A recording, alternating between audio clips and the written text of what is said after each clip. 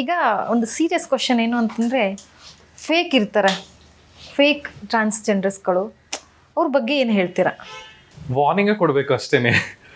ಯಾವ ರೀತಿಯಾಗಿ ವಾರ್ನಿಂಗ್ ಕೊಡ್ತೀರಾ ನೀವು? ಸೊ ಫೇಕ್ ಅಂತ ಬಂದಾಗ ನೀವು ಯಾವ ಥರ ಫೇಕ್ ಬಗ್ಗೆ ಕೇಳ್ತಿದ್ರಿ? ಆಗಲೇ ನಾವು ಮಾತಾಡ್ತಾ ಹೇಳಿದ್ವಿ, ತುಂಬ ಜನ ಈಗ ಒರಿಜಿನಲ್ ಟ್ರಾನ್ಸ್ಜೆಂಡರ್ಸ್ಗಳಿಗೆ ಸಮಸ್ಯೆಗಳಾಗ್ತಾ ಇದ್ದಾವೆ. ಅಂದರೆ ನಿಮ್ಮನ್ನು ನೀವು ಗುರುತಿಸ್ಕೊಳ್ಳೋದಕ್ಕೂ ಸಹ ಒಂದು ರೀತಿಯಲ್ಲಿ ಹಿಂಜರಿಯುವಂಥದ್ದಾಗಿದೆ. ಸೊ ಆಮೇಲೆ ಏನು ಮಾಡ್ತಾರೆ, ಕೆಟ್ಟದಾಗಿ ಮಾತಾಡ್ತಾರೆ. ಒಂದು ಏನೋ ಕೆಟ್ಟದಾಗಿ ಹೇಳಿಬಿಟ್ರು ಅಂತಂದರೆ ಅದು ಆಗುತ್ತೆ ಅನ್ನುವಂಥ ಭಯ ಅಫ್ಕೋರ್ಸ್ ಎಲ್ಲರಲ್ಲೂ ಇರುತ್ತೆ. ಅದು ಎಷ್ಟರ ಮಟ್ಟಿಗೆ ಸತ್ಯ?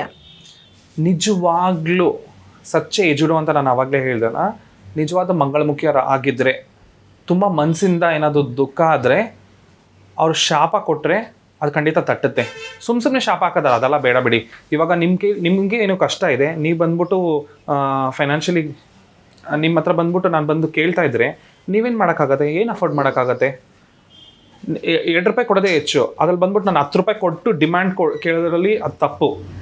ಇವಾಗ 10 ರೂಪಾಯಿ ಕೊಡೋ ಜಾಗದಲ್ಲಿ ನೀನು 1000 ರೂಪಾಯಿ ಕೊಡು ಅಂತ ಹೇಳೋದ್ರಲ್ಲಿ ಎಷ್ಟು ಅದು ಸರಿ? ತಪ್ಪೇ ಅಲ್ವಾ ಅದು?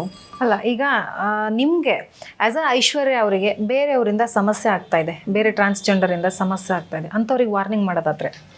ನನಗೆ ಆ ಥರ ಘಟನೆಗಳು ತುಂಬ ನಡೆದಿದೆ. ಸ್ಟಾರ್ಟಿಂಗಲ್ಲಿ ನಾನು ಕೆಲಸ ಶುರು ಮಾಡಿದಾಗ ನೀನೇನು ಕೆಲಸ ಮಾಡ್ತೀಯ ಅಂತೆಲ್ಲ ಹೇಳ್ಬಿಟ್ಟು ತುಂಬ ಒಂಥರ ಕೇವಲವಾಗಿ ಮಾತಾಡೋದಾಗಲಿ, ನಮ್ಮ ಸಮಾಜದಲ್ಲಿ ತುಂಬ ಜನ ನಾನು ವಾರ್ನಿಂಗ್ ಅಂತ ಕೊಡೋದಾದರೆ, ಈ ನಕಲಿ ಮಂಗಳಮುಖಿಯರು ಇದ್ದಾರಲ್ಲ, ಸೊ ನಮ್ಮ ಕರ್ನಾಟಕದಲ್ಲಿ ನಾವು ಎಕ್ಸಿಸ್ಟೆನ್ಸ್, ನಾವೊಂದು ಮರ್ಯಾದೆ ಪಡ್ಕೊಳ್ಳೋಕ್ಕೆ ಇಷ್ಟು ವರ್ಷ ಕಷ್ಟಪಟ್ಟಿದ್ದೀವಿ.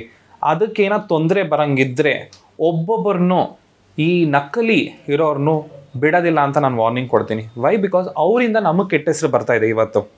ಸೊ ಆದಷ್ಟು ಬೇಗ ನಿಮ್ಮ ಪ್ಯಾಕ್ನ ಮಾಡ್ಕೊಳ್ಳಿ, ನಿಮ್ಮ ಗಂಟು ಮೂಟೆ ಕಟ್ಟಿ ಬೇಗ ಹೊರಗೆ ನಡೀರಿ. ಇಲ್ಲಾಂದರೆ ನಾವಂತೂ ನಿಮ್ಗೆ ಬಿಡೋದಿಲ್ಲ. ಸೊ ಯಾಕಂದರೆ ಕೆಲವೊಬ್ಬರನ್ನ ನಾವು ಆಲ್ರೆಡಿ ಐಡೆಂಟಿಫೈ ಮಾಡಿ ಅವ್ರನ್ನ ಹೊರಗಡೆನೂ ಹಾಕಿದ್ದೀವಿ. So it's a last warning. Because ಯಾಕಂದ್ರೆ ನಿಮ್ಮಿಂದ ನಮ್ಮಗಳಿಗೆ ಕೆಟ್ಟ ಹೆಸರು ಬರ್ತಾ ಇದೆ. ಬಿಕಾಸ್ ಯಾಕಂದ್ರೆ ನಾನು ಬೆಳಗ್ಗೆಯಿಂದ ಸಂಜೆ ತನಕ ನಾನು ಈ ಥರನೇ ಇರ್ತೀನಿ. ಸೊ ನೀವು ಬಂದ್ಬಿಟ್ಟು 5 ನಿಮಿಷಕ್ಕೆ ವೇಷಭೂಷಣಗಳು ಹಾಕ್ಬಿಟ್ಟು ಮನೆಗೆ ಹೋದಾಗ ವಿಗ್ಗೆಲ್ಲ ಬಿಚ್ಚಿಟ್ಬಿಟ್ಟು ಓಡೋಗ್ಬಿಡ್ತೀರಾ. ಬಟ್ ನಾನು ಬೆಳಗ್ಗೆಯಿಂದ ಸಂಜೆ ತನಕ ನಾನು ಕೆಲಸದಲ್ಲಾಗಲಿ ಎಲ್ಲೇ ಹೋದರೂ ಕೂಡ ಐಶ್ವರ್ಯಾಗೇ ಇರ್ತಾಳೆ ಅಲ್ವಾ? ಸೊ ಅವರು ಪ್ರಾಬ್ಲಮ್ ಇರೋರು ಬಂದು ನನ್ನ ಹತ್ರ ಹೇಳ್ತಾ ಇರ್ತಾರೆ. ರೀಸೆಂಟಾಗಿ ಒಂದು ಇನ್ಸಿಡೆಂಟ್ ನಡೆದಿತ್ತು. ಒಬ್ಬರು ಡ್ಯಾನ್ಸ್ ಕ್ಲಾಸ್ ಶುರು ಮಾಡಿದ್ರಂತೆ. ಅವ್ರಿಗೆ ಒಂದು ಟ್ರಾನ್ಸ್ಜೆಂಡರ್ಸ್ ಎಲ್ಲ ಒಂದು ಗ್ರೂಪಾಗಿ ಹೋಗ್ಬಿಟ್ಟು ಶಾಪ ಧೂಪ ಎಲ್ಲ ಹಾಕ್ಬಿಟ್ಟು ಅವ್ರ ಬಿಸ್ನೆಸ್ ಹಾಳಾಗಿ ಹೋಗಿತ್ತಂತೆ. ನನ್ನ ಹತ್ರ ಬಂದು ಹೇಳ್ತಾ ಇದ್ರು. ಆ ಥರ ಇನ್ಸಿಡೆಂಟ್ಸ್ ಬಂದಾಗ ನಾವು ಅವ್ರಿಗೆ ಹೋಗಿ ಸಪೋರ್ಟ್ ಮಾಡ್ತೀವಿ. ಸೊ ನಾನು ಏನಂತೀನಿ, ಡಿಮ್ಯಾಂಡ್ ಮಾಡೋದು ತಪ್ಪು ಅಂತ ನಾನು ಹೇಳ್ತೀನಿ. ಡಿಮ್ಯಾಂಡ್ ಮಾಡಬೇಡಿ, ಕೇಳಿ ಖುಷಿಯಿಂದ. ಇವಾಗ ನಮ್ಮದ್ರಲ್ಲಿ ಒಂದು ಕಲ್ಚರ್ ಇದೆ, ಏನಂತ ಗೊತ್ತಾ, ಬದಾಯಿ ಅಂತ ಹೇಳ್ತೀವಿ. ಆ ಬದಾಯಿ ಅನ್ನೋದು ಏನಂತ ಹೇಳಿದ್ರೆ, ಎಲ್ಲದೊಂದು ಹೊಸ ಒಳ್ಳೆ ಕಾರ್ಯಗಳು, ಇಲ್ಲ ಮಗು ಹುಟ್ಟಿದ್ರೆ, ಇಲ್ಲ ಒಂದು ಹೊಸ ಕೆಲಸ ಶುರು ಮಾಡಿದಾಗ ಅವಾಗ ಹೋಗ್ಬಿಟ್ಟು ನಾವು ಡ್ಯಾನ್ಸ್ ಮಾಡಿ ನಾವು ಅವ್ರ ಹತ್ರ ಬದಾಯಿ ಅಂತ ಇಸ್ಕೊಬರ್ತೀವಿ.